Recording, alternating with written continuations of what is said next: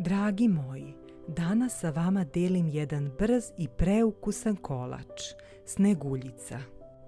Ne peče se, gotov je za 30 minuta, a ukus mene podsjeća na Rafaelo, nežan, mlečan i kremast.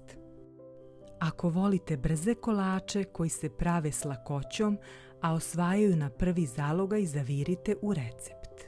U šerpu sipati 700 ml mlijeka od ukupno 1 litar. Stavite šerpu na srednju temperaturu da mlijeko provri. U ostatak mlijeka dodati 2,5 pudinga od vanile, 100 g šećera i dobro promešati da ne bi ostale grudvice. Kada mlijeko provri, skloniti sa ringle šerpu i sipati puding. Vratiti na ringlu i mešati dok se puding ne skuva. Kada se puding skuva, dodati 200 g maslaca ili margarina sobne temperature i 200 g bele čokolade.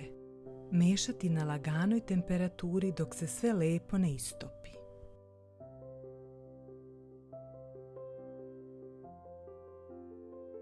Kada se sve sjedinilo, skloniti sa ringle i dodati 200 g kokosovog brašna i sve zajedno umutiti mikserom da se sve lepo sjedini.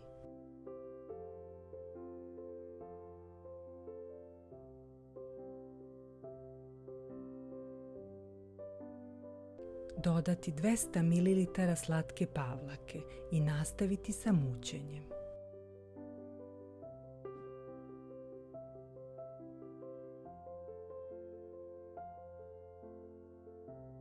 Potrebno je 300 g piškota.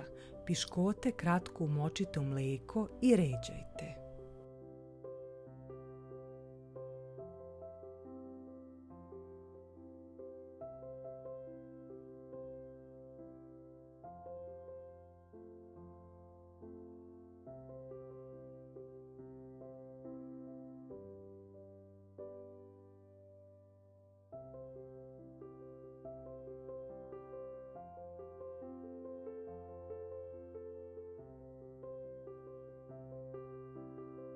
Kada ste izređali piškote, sipajte pola fila i lepo rasporedite.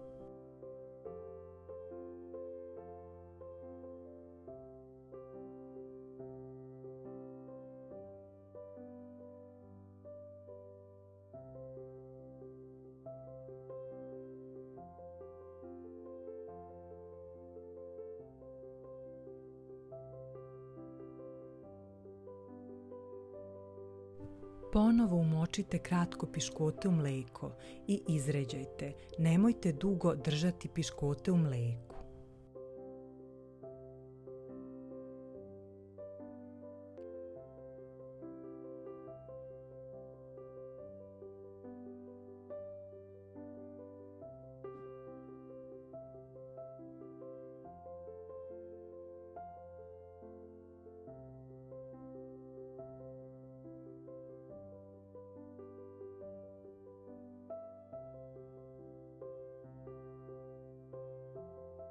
Sipajte ostatak fila i rasporedite.